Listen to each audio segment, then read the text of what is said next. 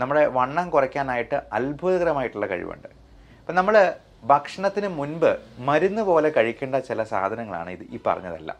നമ്മുടെ ഇൻറ്റസ്റ്റൈനും ആമാശയവുമെല്ലാം ഒരു ചൂല് പോലെ അടിച്ച് വൃത്തിയാക്കി നമ്മുടെ ഉള്ളിലെ ടോക്സിൻസ് എല്ലാം പുറന്തള്ളാനായിട്ടും സഹായിക്കുന്ന അത്ഭുത ഗുണങ്ങളുള്ള ചില പച്ചക്കറികൾ തന്നെയാണ്.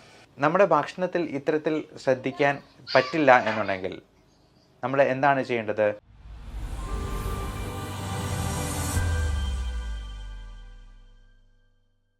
വണ്ണം കുറയ്ക്കാനും പ്രമേഹം നിയന്ത്രണത്തിൽ വരുത്താനും നമ്മുടെ ആൻറ്റി ഓക്സിഡൻറ്റ് പ്രോപ്പർട്ടീസ് നിയന്ത്രിക്കുന്നത് വഴി നമ്മുടെ സ്ട്രെസ് ലെവൽ കുറയ്ക്കാനും ഫ്രീ റാഡിക്കൽസിൻ്റെ അളവ് കൺട്രോളിൽ നിർത്താനും ഉപകരിക്കുന്ന ചില ഭക്ഷണ സാധനങ്ങളാണ് ഇന്ന് പരിചയപ്പെടുന്നത്.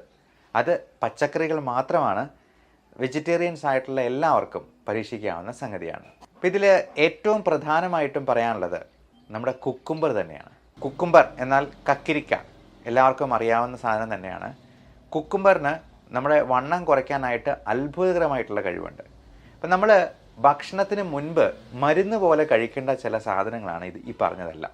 അതായത് കുക്കുംബർ, 2 പാവയ്ക്ക പോലുള്ള സാധനങ്ങൾ, 3 കോവയ്ക്ക പോലുള്ള സാധനങ്ങൾ, ഗാഡ് വിഭാഗത്തിൽപ്പെടുന്ന സ്നേക്ക് ഗാഡ് ആണെങ്കിലും ബിറ്റർ ഗാഡ് ആണെന്നുണ്ടെങ്കിലും എല്ലാം നമ്മുടെ വണ്ണം കുറയ്ക്കാനും ഷുഗർ ലെവൽ കുറയ്ക്കാനായിട്ടും ഗ്ലൈസിമിക് ഇൻഡെക്സ് കുറഞ്ഞു നിൽക്കുന്നത് കൊണ്ട് നമ്മുടെ ഷുഗർ നല്ല കൺട്രോളിലാക്കാനും ഏറ്റവും പ്രധാനം നമ്മുടെ ഇൻറ്റസ്റ്റൈനും ആമാശയവുമെല്ലാം ഒരു ചൂല് പോലെ അടിച്ച് വൃത്തിയാക്കി നമ്മുടെ ഉള്ളിലെ ടോക്സിൻസ് എല്ലാം പുറന്തള്ളാനായിട്ടും സഹായിക്കുന്ന അത്ഭുത ഗുണങ്ങളുള്ള ചില പച്ചക്കറികൾ തന്നെയാണ്.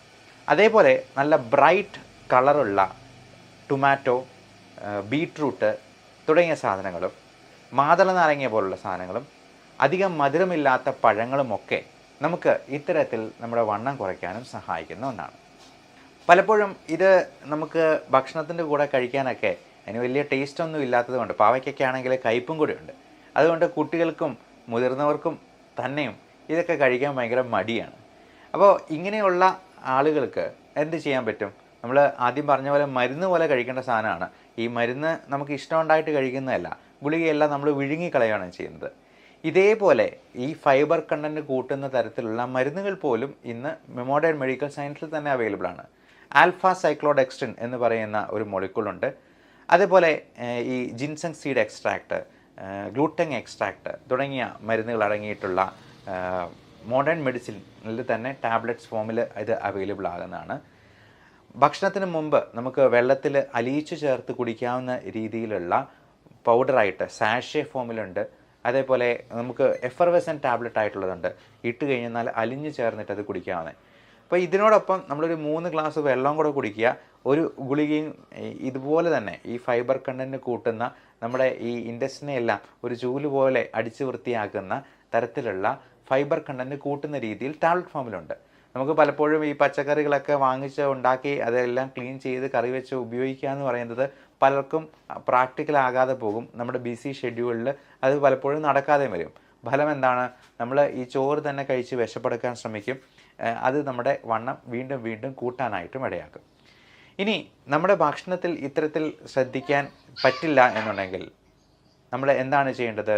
നമുക്ക് ഇതിന് പ്രത്യേകമായിട്ട് ഒരു ശ്രദ്ധ കൊടുക്കാൻ നമുക്കൊരു പേഴ്സണൽ ഡയറ്റീഷ്യൻ്റെ ഹെൽപ്പ് സ്വീകരിക്കാം. അതേപോലെ നിങ്ങളുടെ ഡോക്ടറോട് ചോദിച്ച് അതിന് ആവശ്യമായിട്ടുള്ള നിങ്ങളുടെ ഈ ഡയബറ്റീസ്, കൊളസ്ട്രോൾ, അതുപോലെ ഹൈപ്പർ ടെൻഷൻ തുടങ്ങിയ പാരാമീറ്റേഴ്സ് എല്ലാം റൊട്ടീനായിട്ട് ഒരു 3 മാസം കൂടുമ്പോഴെങ്കിലും ഒന്ന് ചെക്ക് ചെയ്ത് അത്യാവശ്യം വേണ്ട ഇൻവെസ്റ്റിഗേഷൻസ് ചെയ്ത് അതിന് വേണ്ട മരുന്നുകളിൽ അത്യാവശ്യം അഡ്ജസ്റ്റ്മെൻറ്റ് നടത്തേണ്ട ആവശ്യകത ഉണ്ട്. അത് നമ്മുടെ ബിസി ഷെഡ്യൂളിൽ നമ്മൾ ജോലിയേക്കാൾ കൂടുതൽ ഇമ്പോർട്ടൻസ് കൊടുക്കേണ്ടത്. ഇപ്പോൾ പലപ്പോഴും മധ്യവയസ്സ് പിന്നിടുന്നതോടുകൂടി നമുക്കെല്ലാം ഈ പറഞ്ഞ മെറ്റബോളിക് സിൻഡ്രോമിൽ ഏതെങ്കിലുമൊക്കെ ഒന്ന് പിടികൂടാനായിട്ടുള്ള സാധ്യതയുണ്ട്. അപ്പം ഇത്തരത്തിലുള്ള കാര്യങ്ങൾക്ക് വേണ്ടി നമ്മുടെ ഒരു പേഴ്സണൽ ഡയറ്റീഷ്യനെ നമുക്ക് സ്വീകരിക്കാനായിട്ട് ഞങ്ങൾ ഇവിടെ ഒരു സൗകര്യം ഒരുക്കി തരുന്നുണ്ട്. താഴെ കാണുന്ന വാട്സാപ്പ് നമ്പറിൽ നിങ്ങൾക്ക് കോൺടാക്റ്റ് ചെയ്യാവുന്നതാണ്. വണ്ണം കുറയ്ക്കാൻ ആഗ്രഹിക്കുന്നവർക്ക് അപ്പം അത് നമ്മൾ രജിസ്ട്രേഷൻ ഫീസ് 1000 രൂപയാണ്. ഒരു മാസത്തേക്ക് കൃത്യമായിട്ടുള്ള ട്രെയിനിങ് പ്രോഗ്രാം ഉണ്ടാവും, ഡയറ്റ് ഉണ്ടാവും. അത് കൃത്യമായിട്ട് പാലിച്ചെന്നാൽ 100% വണ്ണം കുറയും. ഇനി കുറഞ്ഞില്ല എന്നുണ്ടെങ്കിൽ ആ പൈസ റീഫണ്ട് ചെയ്ത് നിങ്ങൾക്ക് തിരിച്ചു തരുന്നതാണ്. ഇത്തരത്തിലുള്ള കാര്യങ്ങളെക്കുറിച്ച് ഡോക്ടറോട് നേരിട്ട് കൺസൾട്ടേഷൻ വേണമെങ്കിലും ഓൺലൈൻ കൺസൾട്ടേഷൻ നമ്പർ 9567710073 എന്ന നമ്പറിൽ വാട്സപ്പ് ചെയ്യുക. അതിന് വേണ്ട ഡയറ്റും കാര്യങ്ങളും നമ്മൾ അവിടുന്ന് അയച്ചു തരുന്നതാണ്. എല്ലാവരും അവരുടെ ആരോഗ്യം സംരക്ഷിച്ച് മുൻപോട്ട് പോവുക. ഇപ്പോൾ നമ്മൾ സാധാരണ എല്ലാവരോടും പറഞ്ഞു കൊടുക്കുന്ന ഒരു ചെറിയ ഡയറ്റും കൂടി, ഒരു ഡയറ്റ് പാറ്റേണും കൂടി ഞാൻ നിങ്ങളോട് ഷെയർ ചെയ്യുന്നു. നമ്മൾ രാവിലെ തന്നെ എണീക്കുമ്പോഴത്തേക്കും ചായ കാപ്പി അത് മധുരമില്ലാതെ പാലൊഴിക്കാതെ കുടിക്കുക എന്നുള്ളതാണ്. ഇപ്പം മധുരം ഉപയോഗിക്കാനായിട്ട് ഭയങ്കരമായിട്ടുള്ള താല്പര്യമുള്ളവർക്ക്, അതായത് അത് ഒഴിവാക്കാൻ ഭയങ്കര വിമുഖതയുള്ളവർക്ക് നമ്മൾ യാതൊരു സൈഡ് ഇഫക്റ്റും ഇല്ലാത്ത ഈ സസ്യജന്യമായിട്ടുള്ള ഒരു ഷുഗർ ഫ്രീ സ്വീറ്റ്നർ കൊടുക്കാറുണ്ട്. സ്റ്റീവിയ എന്നാണ് അതിനെ പറയുക. അത് ഒരു സസ്യത്തിൻ്റെ ഒരു ഇലയാണ്. അത് ഇലയായിട്ട് വേണമെങ്കിൽ നമുക്ക് കൊടുക്കാം. ഇനി ഇലയിൽ നിന്നുണ്ടാകുന്ന പഞ്ചസാര പോലെ തന്നെ ഇരിക്കുന്ന വൈറ്റ് പൗഡറായിട്ട് വേണമെങ്കിലും കൊടുക്കാം. ഇതിന് യാതൊരു സൈഡ് ഇഫക്റ്റും ഇല്ല. 100% വെജിറ്റേറിയൻ സോഴ്സ് ആണെന്ന്. നിങ്ങൾക്ക് വേണമെങ്കിൽ സ്റ്റീവിയ എന്ന് പറഞ്ഞൊന്ന് ഗൂഗിൾ ചെയ്ത് നോക്കുക. അതിൻ്റെ ഇമേജസ്, ആ സസ്യത്തിൻ്റെ ഇലയുടെ ഇമേജസ് പോലും നിങ്ങൾക്ക് കിട്ടുന്നതാണ്. അപ്പം ഇത് മധുരത്തെ നല്ല മധുരം കൊടുക്കും, പഞ്ചസാരയേക്കാൾ നല്ല മധുരം കൊടുക്കുന്ന ഒരു സംഗതി ആയതുകൊണ്ട് ഇതിന് യാതൊരു സൈഡ് ഇഫക്റ്റും ഇല്ല എന്നുള്ളതാണ് ഇതിൻ്റെ പ്രത്യേകത.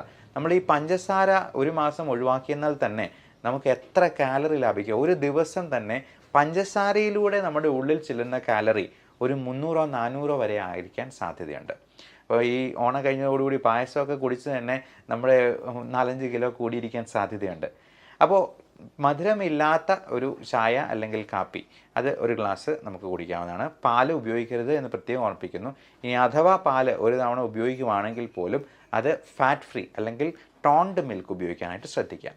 ഇനി 8 to 9 സമയത്ത് നമുക്ക് ബ്രേക്ക്ഫാസ്റ്റ് കഴിക്കാം. ഇപ്പോൾ ഇൻ്റർമീഡിയൻറ്റ് ഫാസ്റ്റിംഗ് ചെയ്യുന്നവരാണെങ്കിൽ വൈകുന്നേരം നേരത്തെ തന്നെ ഫാസ്റ്റ് സ്റ്റാർട്ട് ചെയ്യുക. ഒരു 5 മണി 6 മണിക്കെങ്കിലും അത്താഴം കഴിച്ച് അവസാനിപ്പിക്കുക. അതിനുശേഷം 0 കാലറി ഡയറ്റിലേക്ക് പോവുക. ഇപ്പം നമ്മൾ രാത്രി എത്രയും നേരത്തെ കിടന്ന് ഉറങ്ങുന്നതാണ് നല്ലത്. കാര്യം എത്ര ലേറ്റ് ആവുന്നോ അത്രയും കണ്ട് നമ്മൾ അടുക്കളയിൽ കയറി എന്തെങ്കിലും മധുരപലഹാരങ്ങളോ കാലറി കൂടിയ ഭക്ഷണ സാധനങ്ങളോ കഴിക്കാം. അപ്പോൾ രാവിലെ 8 മുതൽ 9 വരെയുള്ള സമയത്ത് ബ്രേക്ക്ഫാസ്റ്റ് കഴിക്കുക. അത് കൂടുതൽ പ്രോട്ടീൻ റിച്ച് ആയിട്ടുള്ള ഫുഡ് കഴിക്കുക. അപ്പോൾ പയർ മുളപ്പിച്ചത്, ബീൻസിൻ്റെ എന്തെങ്കിലും വർഗ്ഗങ്ങൾ, എഗ് വൈറ്റ് ആയിട്ടുള്ളത് കഴിക്കാം. പയർ മുളപ്പിച്ചത് ഹാഫ് കുക്ക്ഡ് ആയിട്ട് കഴിച്ചെന്നാൽ അതിലെ ന്യൂട്രിയൻസ് ഒട്ടും തനിമ ചോരാതെ നമുക്ക് കിട്ടും എന്നുള്ളതാണ്. എഗ് വൈറ്റ് 3 എണ്ണം കഴിക്കാം. കാർബോഹൈഡ്രേറ്റ്സ് പരമാവധി കുറയ്ക്കുക എന്നുള്ളതാണ് നമ്മൾ ഏറ്റവും പ്രധാനമായിട്ട് ശ്രദ്ധിക്കേണ്ടത്. നമ്മളെപ്പോഴും കാലറി ഡെഫിസിറ്റ് ഡയറ്റിലേക്ക് പോവാം. അപ്പോൾ കാർബോഹൈഡ്രേറ്റ് ഉപയോഗിക്കുന്നുണ്ടെങ്കിൽ തന്നെ അത് ഒരു പ്ലേറ്റിൻ്റെ 4/1 മാത്രമായിട്ട് ചുരുക്കാനായിട്ട് ശ്രദ്ധിക്കുക. അത് ഇപ്പോൾ അരിയുടെ ആണെങ്കിലും ഒരു ദോശയോ ഒരു ഇഡലിയോ മാത്രമായിട്ട്. ഇനി നല്ലപോലെ വണ്ണം കുറയ്ക്കണമെന്ന് ആഗ്രഹമുള്ളവർക്ക് ഈ കാർബോഹൈഡ്രേറ്റ്സ് പരമാവധി ഒരു 0 കാർബ്സ് എന്ന് പറയുന്നില്ലെങ്കിൽ പോലും 0യോട് അടുത്ത് നിൽക്കുന്ന നെഗ്ലിജിബിൾ ക്വാണ്ടിറ്റിയിലോട്ട് മാറുക എന്നുള്ളതാണ് ചെയ്യേണ്ടത്. ഒരു 11 മണി സമയത്ത് നമുക്ക് ഒരു ജ്യൂസ് കുടിക്കാം. അത് മധുരമില്ലാത്ത പഴത്തിൻ്റെ, അത് വാട്ടർമെലൺ ജ്യൂസ്, തണ്ണിമത്തൻ്റെ ആയിരിക്കാം, അല്ലെങ്കിൽ ഒരു പേരയ്ക്ക കഴിക്കാം. അധികം മധുരമില്ലാത്ത ഒരു ആപ്പിൾ അതിൻ്റെ ഒരു മുറിയായിട്ട് കഴിക്കാം. അധികം മധുരമില്ലാത്ത ഒരു പഴം പുഴുങ്ങിയത് കഴിക്കാം. അപ്പോൾ ഇത് നമ്മുടെ വിശപ്പിനെ ഒന്ന് അമർത്താനായിട്ട് നമ്മൾ ആ സമയത്തൊരു വടയോ അല്ലെങ്കിൽ ഒരു പഴംപൊരിയൊക്കെ കഴിച്ചെന്നാൽ അതൊരു ഊണിനേക്കാൾ കൂടുതൽ കാലറി ഉള്ളിലോട്ട് പോക്കും എന്നുള്ളത് പ്രത്യേകം ഓർക്കുക. അതുപോലെ റോബസ്റ്റ പഴമാണെങ്കിൽ നമുക്ക് അധികം പഴുത്ത് പോകാത്ത, അധികം മധുരമില്ലാത്ത രീതിയിലുള്ള പഴം ഉപയോഗിക്കാനായിട്ട് ശ്രദ്ധിക്കാം. ഒരു 12:30-1 മണിയാവുന്ന സമയത്ത് നമുക്ക് ലഞ്ച് കഴിക്കാം. അതിൽ കൂടുതലും വെജിറ്റബിൾ അവിയലായിട്ടും സാമ്പാറായിട്ടും തോരനായിട്ടും പയറ് തോരനായിട്ടും ഒക്കെ ഉൾപ്പെടുത്തുക. ഫിഷ് കറി ആയിട്ട് കഴിക്കുക. ചിക്കൻ ആണെങ്കിലും കറി വെച്ച് കഴിക്കുക. അത് ഫാറ്റ് ഫ്രീ ആയിട്ടുള്ള ചിക്കൻ, നമ്മൾ റെഡ് മീറ്റ് പരമാവധി ഒഴിവാക്കാൻ തന്നെയാണ് പറയുക. ബീഫ്, മട്ടൺ, പോർക്ക് തുടങ്ങിയ സാധനങ്ങളും സീ ഫുഡ് ഐറ്റംസും പരമാവധി കുറയ്ക്കുക. ഫിഷ് എന്ന് പറയുമ്പോൾ തുണ്ടമീനല്ല ഉദ്ദേശിക്കുന്നത്. അയല, മത്തി, കൊഴുവ പോലുള്ള ചെറുമീനുകളാണ് ഏറ്റവും നല്ലത്. അത് കഴിവതും ഫ്രൈഡ് ഐറ്റംസ് കുറച്ച് കറി വെച്ച് തന്നെ കഴിക്കാൻ ശ്രദ്ധിക്കുക. 4-4:30 ആവുന്ന സമയത്ത് ബ്ലാക്ക് ടീ അല്ലെങ്കിൽ ബ്ലാക്ക് കോഫി കഴിക്കാവുന്നതാണ്. കൂടെ ഈ പറഞ്ഞ പോലെ എന്തെങ്കിലും ഫ്രൂട്ട് ഐറ്റംസോ അല്ലെങ്കിൽ അധികം കാലറി ഇല്ലാത്തതോ ആയിട്ടുള്ളൊരു സ്നാക്ക് കൂടെ കഴിക്കാനായിട്ട് ശ്രദ്ധിക്കുക. നമുക്ക് ഹോൾ ഗ്രെയിൻ ബ്രെഡായിട്ട് കിട്ടും.